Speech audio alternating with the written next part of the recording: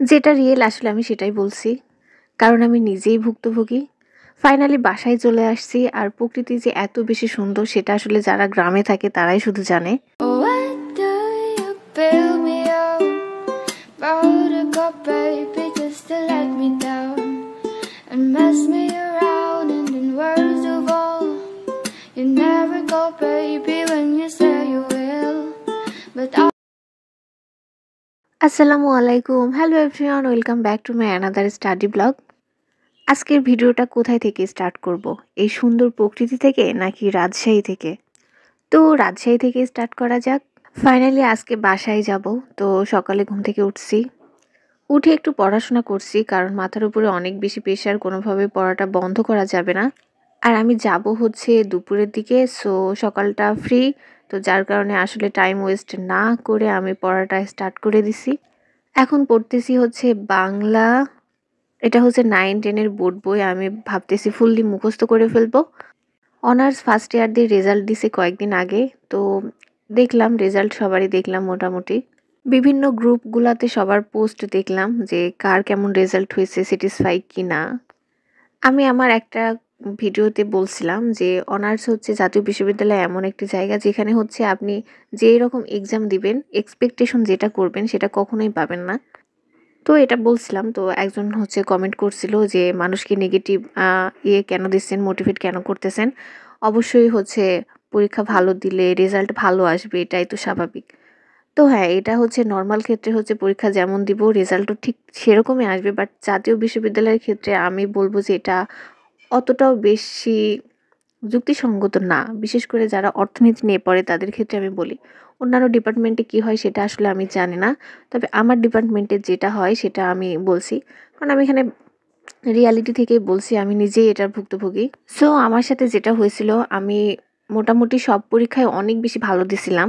মানে আমি পরীক্ষা দিছি, আমি আসলে নিজে জানবো যে আমি কেমন রেজাল্ট এক্সপেক্ট করি। তো যখন রেজাল্ট দেয় আমি কিন্তু আশা নিয়েছিলাম যে খুব ভালো একটা রেজাল্ট হবে। তো যখন রেজাল্ট দেয় তখন দেখি যে যে সাবজেক্টগুলোতে আমি অনেক বেশি ভালো পরীক্ষা দিয়েছিলাম, মানে A+ পাবো বা A পাবো, সেগুলাতে আসলে C+B এরকমভাবে চলে আসছে, যেটাতে আমি মানে প্রথমে একটু শকড হয়েছিলাম যে কেমনি কি। আর যেটাতে আমি দেখছি যে মোটামুটি একটা পরীক্ষা দিছি ওইটাতেই দেখা গেছে ভালো রেজাল্ট চলে আসছে। তো হ্যাঁ, এরকম হয় জাতীয় বিশ্ববিদ্যালয়ে। আর এবারও হচ্ছে বিভিন্ন গ্রুপে যে পোস্টগুলা দেখলাম সেখান থেকে এটাই দেখলাম যে যেরকম পরীক্ষা দিছে এক্সপেক্ট যেটা করছে সেটা আসলে হয় নাই। তো একটা ছেলেরই এটা আমার খুবই বেশি হার্ট করছে, সেটা হচ্ছে ও একটা স্টুডেন্টের এসএসসি ইন্টার দুইটাতে সায়েন্স ছিল আর সেখান থেকে জিপিএ 5 পাইছে। ফার্স্ট ইয়ারে যখন রেজাল্ট দেয় তখন দেখছে যে ওর কোনো সাবজেক্টেই পাস আসে নাই, মানে টোটালি সব সাবজেক্টগুলোতে ফেল আসছে। এখন অনেকেই বলবে যে হয়তো ওগুলাতে ভালো পড়াশোনা করছে এই জন্য ভালো রেজাল্ট আসছে, এখানে পড়াশোনা করে নাই সেক্ষেত্রে ভালো রেজাল্ট হয় নাই। হ্যাঁ, এটাও ঠিক আছে যে হয়তো পড়াশোনা করে নাই সেক্ষেত্রে ওর খারাপ রেজাল্ট আসছে। তার মানে এটা না যে সব সাবজেক্টে ফেল করবে। ফার্স্ট ইয়ারে আমাদের সমাজবিজ্ঞান, বাংলাদেশের অভ্যুদয়, ইতিহাস এই সাবজেক্টগুলো আছে। তো আমার মনে হয় না যে এই সাবজেক্টগুলোতে ফেল করার মতো কোনো স্টুডেন্ট এক্সাম দেয়। যারা একদমই পারে না বা যারা একদমই অ্যাভারেজ স্টুডেন্ট তারাও অনেক ভালো রেজাল্ট করে, এটাতে ফেল আসে না। হ্যাঁ, সামষ্টিক, ব্যষ্টিক, পরিসংখ্যান এই সাবজেক্টগুলোতে ফেল এটা হচ্ছে মানা যায়, বাট এই সাবজেক্টগুলোতে আসলে মানা যায় না। তো ওই ছেলেটার সব সাবজেক্টেই ফেল আসছে। তো এরকম অনেক পোস্ট দেখলাম যেখানে সবাই একটা কথাই বলছিল যে আমি এত খারাপ পরীক্ষা দিই নাই যেখানে আমার সি আসবে বা ফেল আসবে। তো হ্যাঁ, আমি নিজেও ভুক্তভোগী। তো আমি সেখান থেকে আসলে আমার ওই ভিডিওটাতে আমি বলছিলাম যে জাতীয় বিশ্ববিদ্যালয়ে আসলে কখন কোন রেজাল্ট দেয় এরা নিজেও জানে না। তারপরেও সব কিছু সাইডে রেখে আমাদের ভালোভাবে পড়াশোনা করা উচিত। তো যাই হোক, যেটা হয়েছে হয়েছে। বাট আমার রেজাল্ট কখনো ফার্স্ট ইয়ার থেকে ফোর্থ ইয়ার কখনো ফেল আসে নাই, সবটাতে আমার ফার্স্ট ক্লাস ছিল।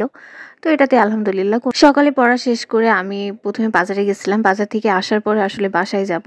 তো বাজারে যাওয়ার কারণ হচ্ছে একটা সার্কুলার দিছে পরিসংখ্যান ব্যুরোতে, তো ওখানে অ্যাপ্লাই করছি, তারপরে আসবো। দেন হচ্ছে গুছানো, সবকিছু আগে থেকেই রেডি। মানে বাসায় যাওয়ার কথা হইলে আসলে আগের দিন থেকে আমি সবকিছু গুছাই রেডি করে রাখি। তো তারপরে এবার একটা মিস্টেক হয়ে গেছে যে আমি হেডফোন নিয়ে আসি নাই। মানে সবকিছু আগে গুছানোর পরেও আসলে মিস্টেক। সো ফাইনালি আমি চলে আসছি, ট্রেন থেকে নামলাম। তো এখান থেকে আবার গাড়ি নিতে হবে আমাকে বাসায় যাওয়ার জন্যে। অনেকেই জানতে চায় যে আমার বাসা কোথায়, হোমটাউন কোথায়। তো আমার হোমটাউন হচ্ছে নাটোর। তো যাই হোক, এত সুন্দর প্রকৃতি মানে ভিউ দেখতে দেখতে আসলে বাসায় যাচ্ছিলাম। আর এখানে আমি খোলা ভ্যানই নিছি। আর আমার খোলা ভ্যানে যাওয়া আসা করতে অনেক ভাল লাগে, মানে হাওয়া হয়, চারপাশে দেখা যায়। আর ওয়েদারটা অনেক বেশি সুন্দর ছিল, যার কারণে আসলে অটোতে ওঠার ভাল লাগেনি আমার। তো আমি ভাবলাম যে না, খোলা ভ্যানেই উঠি। যদি অটোতে উঠতাম এত সুন্দর ভিউটা মিস করতাম। তো এনজয় করতে করতে বাসায় যাই। বাসায় যাওয়ার পরে দেখা হচ্ছে।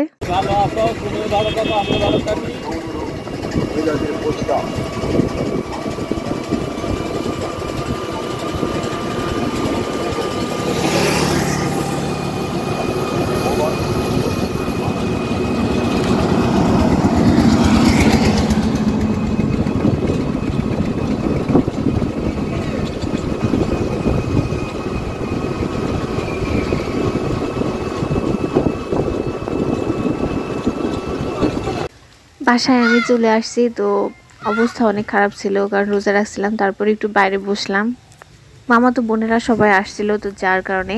তো এখানে বসছি, তখন দেখতেছি গাছের পাতা পড়তেছে, এত সুন্দর লাগতেছে। তো ওখানে বসে বসে একটু ভিডিও করতেছিলাম।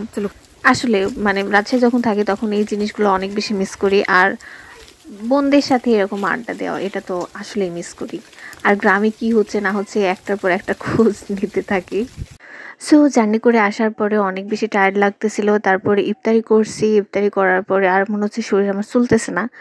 তো সেদিন আসলে রাতে পড়া হয় নাই। তো আমি ডিরেক্ট খাওয়া দাওয়া করে ঘুমাই গেছি। দেন সেহরিতে উঠছি, সেহরি খাইছি, তারপরে আবার ঘুমাইছি, মানে শুধু ঘুমাইছি। যদিও বাসায় একটু পড়াশোনা কম হয়, তারপরে এখন আসলে কোনো রকমে রিস্ক নেওয়া যাবে না, পড়াশোনা করতে হবে। তো আমি বই নিয়ে আসছি। আর এটা বই নিয়ে আসতেই হয়, পড়ি বা না পড়ি বাসায় আসলে বই নিয়ে আসতেই হবে।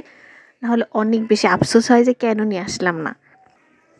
পড়া সেটা আলাদা বিষয়, বাট বই তো নিয়ে আসতেই হবে। তো আমি আর রাতে পড়ি নাই। তারপরে হচ্ছে সকালে উঠছি, ঘুম থেকে ওঠার পরে পড়াটা স্টার্ট করছি। ফার্স্ট ইয়ারে যদি কেউ থেকে থাকো তাহলে একটু কমেন্ট করে জানাবা তোমাদের রেজাল্ট কেমন হয়েছে। স্বপ্ন যাবে বাড়ি আমার। তো সবার স্বপ্ন কি বাড়ি চলে গেছে নাকি এখনো মেসেই সীমাবদ্ধ আছে? আমার স্বপ্ন কিন্তু বাসায় আসেনি। আমার স্বপ্ন আমি রাজশাহীতে রেখে আসছি, জাস্ট আমি আসছি। তো আমার স্বপ্ন ওখানেই আছে। তো সবার পড়াশোনার কি অবস্থা সবাই কমেন্ট করে অবশ্যই জানাবেন। আর ঈদের প্রস্তুতি কেমন চলতেছে এটাও কমেন্ট করে জানাবেন। তো আজকের মতো এই পর্যন্তই, দেখা হবে অন্য কোনো ভিডিওতে। ততক্ষণে সবাই অনেক বেশি ভালো থাকবেন। আর অগ্রিম ঈদ মোবারক সবাইকে।